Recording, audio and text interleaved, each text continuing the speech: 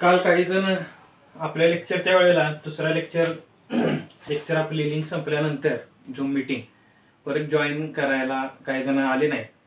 त्याच्यामुळे आज मी परत थोडंफार रेसिड्युअलचं पार्ट घेऊन आपण काल जे बघितले तेच आज बघतोय थोडंसं आणि काही नवीन भाग बघणार आहे. तर आज आपण बघणार आहे रेसिड्युअल. रेसिड्युअल म्हणजे काय बेसिकली, रेसिड्युअल कसा डिफाइन होतो ते बघूया. रेसिड्युअल म्हणजे actual value minus estimated value. समजा आता दोन व्हेरिएबल आहेत आपल्याकडे x1 आणि x2. तर दोन व्हेरिएबल असतील तर आपला x1 चा रेसिड्युअल असणार आहे, तो डिनोट करणार आपण x1.2. हा x1 चा रेसिड्युअल आहे. तो कसा काढणार आहे, x1 ची ओरिजिनल व्हॅल्यू मायनस त्याची एक्सपेक्टेड व्हॅल्यू. म्हणजे ही व्हॅल्यू आपण x2 वापरून काढणार आहे आणि ही आपल्याकडे ओरिजिनली आहे. x2 वापरून कशी काढणार व्हॅल्यू, तर b12 इंटू x2. ही x1 minus b12 into x2. x1 ही ओरिजिनल व्हॅल्यू आणि b12 x2 वरून आपल्याला x1 ची दुसरी व्हॅल्यू मिळणार आहे जी आपण एस्टिमेट करतो x2 वरून. त्या दोघांच्या वजा केले की मिळतो रेसिड्युअल. आता तीन व्हेरिएबल असतील तर काय करणार, x1 x2 x3. ते रेसिड्युअल असणार आहे x1.23. मग त्या रेसिड्युअल x1.23 कसा डिफाइन होणार, x1 मायनस x1 चा एस्टिमेटेड. x1 एस्टिमेट कसा करणार, x2 आणि x3 वापरून. ते कसं करणार, b12.3 x3 minus b12.3 x2. आता हे झाले दोन रेसिड्युअल x1.23 आणि x1.2. आता इथं दोन व्हेरिएबल आहेत, इथं तीन व्हेरिएबल आहेत. त्याच्यामुळे रेसिड्युअल वेगळ्या पद्धतीने डिफाइन होतो, तेच पद्धतीने फक्त फॉर्म्युले बदलतात. आता डॉटच्या पुढे जे आहे त्याला सेकंडरी सबस्क्रिप्ट म्हणतो, डॉटच्या आधी जे आहे त्याला प्रायमरी सबस्क्रिप्ट म्हणतो. मग डॉटच्या पुढे किती सबस्क्रिप्ट आहेत त्याच्यावर त्याची ऑर्डर ठरते. समजा आपल्या सेकंडरी सबस्क्रिप्ट एक आहे इथं, त्याच्यामुळं ह्या रेसिड्युअलची ऑर्डर आहे 1. आणि ह्या सेकंडरी सबस्क्रिप्टच्या पुढे आपले दोन आहेत, सेकंडरी सबस्क्रिप्ट 2 आहेत डॉटच्या पुढे, त्याच्यामुळे ह्याची ऑर्डर आहे 2. म्हणजे ऑर्डर ऑफ रेसिड्युअल म्हणजे काय, सेकंडरी सबस्क्रिप्टच्या पुढे सेकंडरी सबस्क्रिप्ट किती आहेत ते शोधायचे. म्हणजे डॉटच्या पुढे किती सबस्क्रिप्ट आहेत, इथं 1 आहे, इथं 2 आहे, म्हणून याची 2 आहे ऑर्डर, याची ऑर्डर 1 आहे. नुसता x1 असतात तर काय, तर हा 0 ऑर्डर रेसिड्युअल. म्हणजे याच्या डॉटच्या पुढे काहीच नाही, त्याच्यामुळे ह्याची ऑर्डर काय आहे, 0. तर अशा पद्धतीने आपल्याला हे रेसिड्युअल डिफाइन होतात. आता या रेसिड्युअलच्या काही प्रॉपर्टीज आहेत त्या आपल्याला बऱ्याच ठिकाणी उपयोगाला येणार. तर याची पहिली प्रॉपर्टी आहे रेसिड्युअलची की सम ऑफ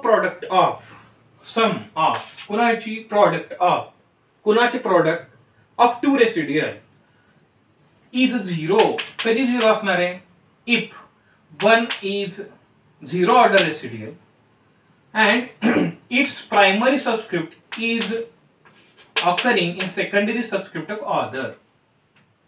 म्हणजे दोन रेसिड्युअलच्या प्रॉडक्टची सम ही 0 कधी असणार आहे, त्याच्यातलं एक 0 ऑर्डर रेसिड्युअल पाहिजे आणि 0 ऑर्डर रेसिड्युअलचा जो काय सबस्क्रिप्ट आहे तो दुसऱ्याच्या सेकंडरी सबस्क्रिप्ट मध्ये पाहिजे, तर आणि तर हे प्रॉडक्ट 0 आहे. सिमिलरली x1 x2.13 सुद्धा काय असणार आहे, 0 असणार आहे, किंवा summation x3 x2.13 is equal to 0. कारण हा 0 ऑर्डर रेसिड्युअल आहे, हा सेकंडरी सबस्क्रिप्ट मध्ये दुसऱ्याच्या, हा हायर ऑर्डर रेसिड्युअल आहे, हा ऑर्डर 1 आहे, ह्याची ऑर्डर 2 आहे. या रेसिड्युअलची ह्याची ऑर्डर 1 काय, तर सेकंडरी सबस्क्रिप्ट इथं 1 आहे, इथं सेकंडरी सबस्क्रिप्ट 2 आहे, त्याच्यामुळे ह्याची ऑर्डर 2 आहे. तर अशा पद्धतीने आपल्याला हे ऑर्डर ऑफ रेसिड्युअल आणि हा पहिली प्रॉपर्टी आहे. आता याच्यातला आपण प्रूव्ह करूया ही property. Summation x1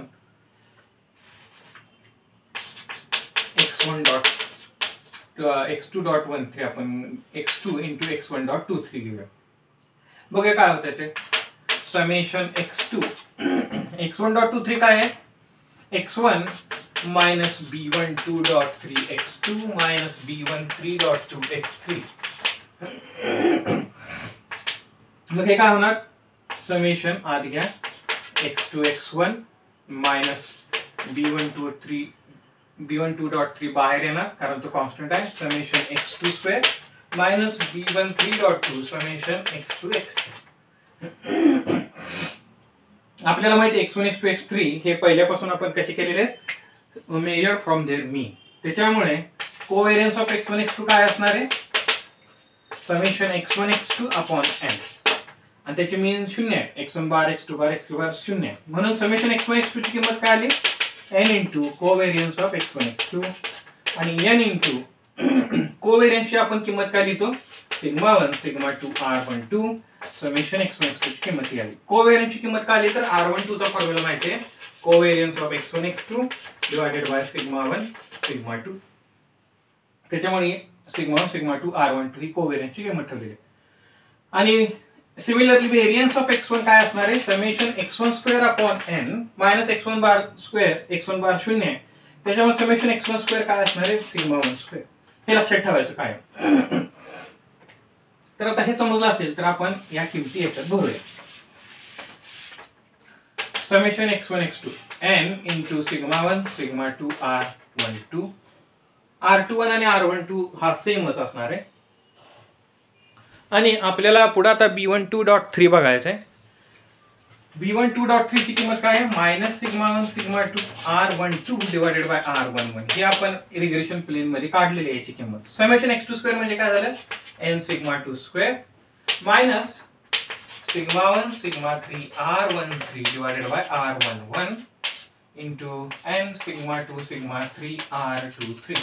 r32 is same as r23.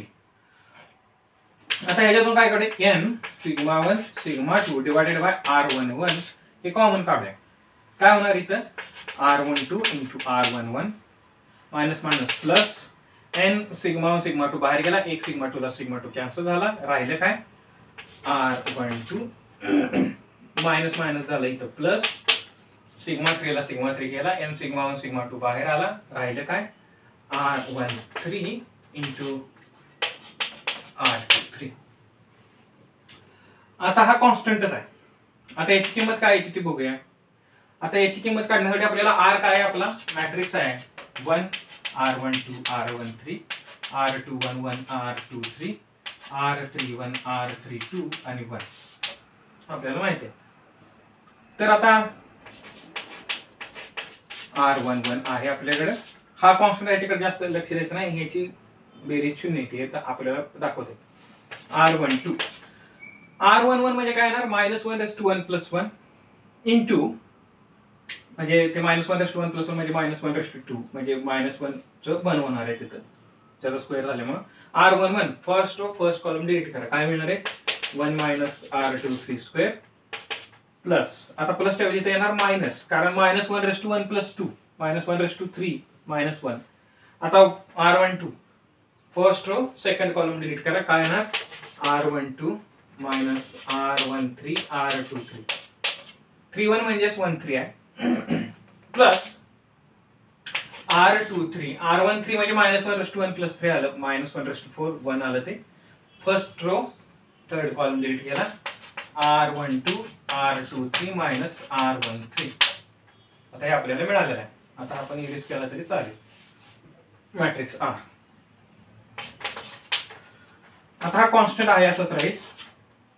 आता आज घेऊ r12 - r12 r23 square minus r12 minus minus plus r13 r23 plus r12 r23 square minus r13 r23. बघा आता काय काय कॅन्सल झालं, कॅन्सल आउट काय काय झालं, r12 ला r13 गेला, r12 r23 स्क्वेअर गेला, हा ह्याला गेला, आला हे समथिंग इंटू 0 इज 0, म्हणजे हा 0 आला, 0 इंटू ही कॉन्स्टंट इज इक्वल टू 0. ही प्रॉपर्टी आपण प्रूव्ह केलेली आहे. आता अशाच पद्धतीने ही प्रॉपर्टी अजून जर प्रूव्ह करायची असेल आपल्याला तर आपण दाखवू शकतो. समेशन x2 इंटू x3.2 हे सुद्धा 0च येणार आहे. कसं येईल, फार सोपं आहे. x2 आणि x3 मायनस x3 दुसऱ्या व्हेरिएबलवरून काढले, दुसऱ्यावरून b32 इंटू x2 असणार आहे. Summation x2 x3 minus b32 बाहेर येणार, समेशन x2 स्क्वेअर, हा काय झाला n sigma 2 sigma 3 r23 minus sigma 3 divided by sigma 2 into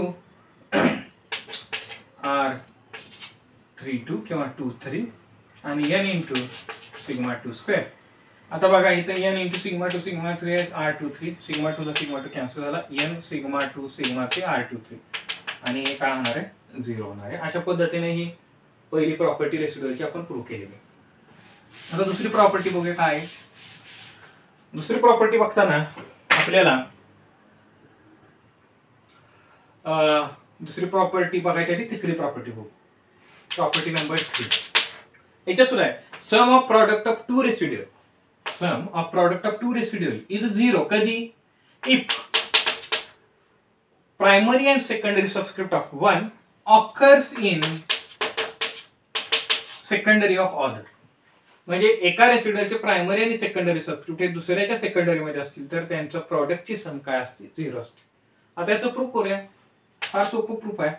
काय होणार x1.2 म्हणजेच काय आहे x1 मायनस b12 इंटू काय असणार आहे x2 into x3.12 is equal to 0. x1 x3.12 minus b12 summation x2 x3.12 is equal to 0. आणि by property first हा प्रोडक्ट आला 0 कारण हा 0 ऑर्डर रेसिड्युअल आहे, हा दुसऱ्या सेकंडरी मध्ये 0 मायनस b12 इंटू 0 हा दुसऱ्याच्या ह्याच्यात आहे त्याच्यामुळे हे काय झालं 0. हे आपल्याला प्रूव्ह करायचं इज इक्वल टू 0 हे प्रूव्ह करायचं होतं आणि ते आपण प्रूव्ह केलेलं आहे. याचं प्रोडक्ट काय येते 0 येते. तर ही दुसरी प्रॉपर्टी झाली. आता तिसरी प्रॉपर्टी आहे म्हणजे पुस्तकात दुसरी आहे आणि याला आपण आता घेतलेली तिसरी होती आणि आता दुसरी घेतोय आपण. Sum of product of two residual. कसे आहेत ते residual secondary subscript of one occurs in secondary subscript of other. याचे सगळे सेकंडरी सबस्क्रिप्ट दुसऱ्याच्या ह्याच्यात आहेत.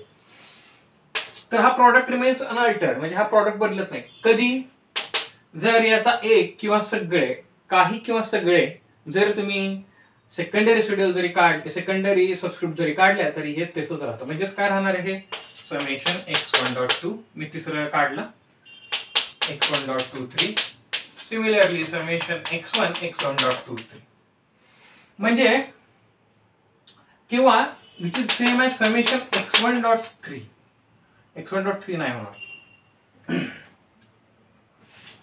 सम किंवा सगळे जरी काढले तरी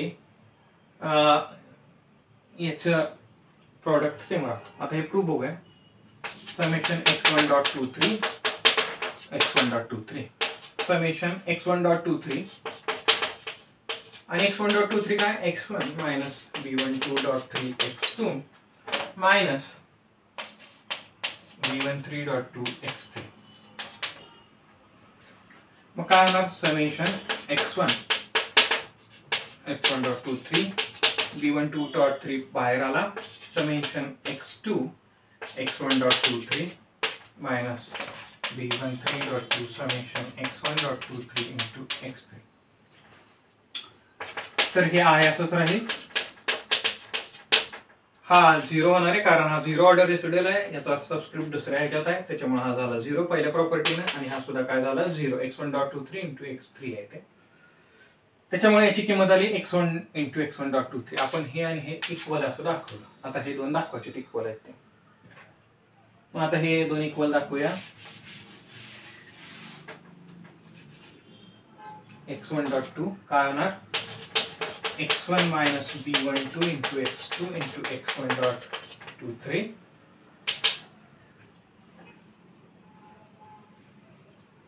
summation x1 x1.23 minus b12 into summation x2 x1.23 आणि हे काय झालं समेशन x1 x1.23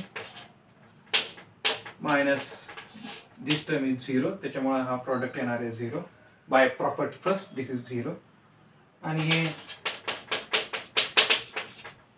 हे आणि हे सुद्धा इक्वल आलेलं आहे त्याच्यामुळे काय झालेलं आहे आपलं प्रॉपर्टी ऑफ रेसिड्युअल नुसार आपण ही दुसरी प्रॉपर्टी सुद्धा प्रूव्ह केलेली आहे.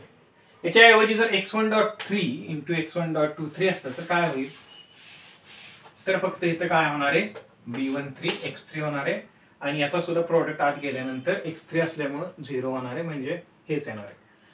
म्हणजे आपण आज बघितल्या 3 प्रॉपर्टीज. आता ह्या प्रॉपर्टी आपण एक गणित सोडवूया आपण. आपल्याला करायचं शो दॅट काय होतं, b12.3 is equal to summation x1.3 x2.3 divided by summation x2.3 square. तर आता b12.3 पाहिजे, म्हणजे x1.23 पाहिजे आणि x2.3 पाहिजे आपल्याला. ठीक आहे, मग आता आपण हे सोडवण्यासाठी काय करूया, कन्सिडर x2.3 into x1.23. मग आपल्याला हे आता सॉल्व्ह करायचं आहे, x1.23 into x2.3. आता हे कन्सिडर करूया. आता ह्याच्या प्रायमरी आणि सेकंडरी दुसऱ्या ह्याच्यात आल्यामुळे ह्याची प्रॉडक्ट असणार आहे 0. मग आपण काय करूया, x2.3 आहे असंच ठेवूया, आपल्याला 1.3 मध्ये पाहिजे म्हणून हा वजा करूया. x1 मायनस x1.23 ची किंमत असणार आहे b13.2 x2 b13.2 x3 b12.3 x2 is equal to 0 आहे. हे बाय प्रॉपर्टी सेकंड हा 0 आहे. आज घ्या product x1 x2.3 minus b13.2 summation x3 x2.3 minus b12.3 summation x2 x2.3 is equal to 0. आता हे काय होणार, समेशन x1 x1 x2.3 आहे असंच राहील. हा प्रोडक्ट 0 होणार आहे कारण हा प्रायमरी सबस्क्रिप्ट याचा दुसऱ्याच्या सेकंडरी मध्ये ना 0 ऑर्डर आहे, म्हणून प्रॉपर्टी फर्स्ट हा झाला 0 minus b12.3 summation x2 into x2.3 is equal to 0. मग काय होईल, हे इकडे जाईल, म्हणजे summation x1 x1.23 is equal to b12.3 summation x2 into x2.3. मग आपल्याला हेच मिळालंय, फक्त आपल्याला असं मिळणार आहे. मग b12.3 काय येणार, summation x1 x1.23 divided by summation x2 x2.3 आपल्याला मिळालेलं आहे. आता याच्यात आपण बघितलं तर x1.3 x2.3 वरच मिळालं. आता इथं स्क्वेअर करायचं आहे, तर आपल्याकडे दुसरी प्रॉपर्टी आहे. जर आपण याच्यात सेकंडरी सबस्क्रिप्ट वाढवला तरी पण चालणार आहे, कारण आपली दुसरी प्रॉपर्टी सांगते की हा प्रोडक्ट अनअल्टर्ड राहतो जरी एक किंवा सगळे काढले तरी. म्हणजे हा x2 x2.3 म्हणजेच काय असणार आहे, याचा स्क्वेअर. आणि अशा पद्धतीने हे गणित आपण सॉल्व्ह केलेलं आहे using residual property of residual. मग आपल्याला अशा पद्धतीने वेगळी गणितं बघायची आहेत, ते आपण आता पुढच्या लेक्चरला बघूया. व्हेरियन्स ऑफ रेसिड्युअल हे पुढच्या लेक्चरमध्ये आणि कोव्हेरियन्स ऑफ रेसिड्युअल बघूया. आज आपण इथंच थांबूया. थँक्यू.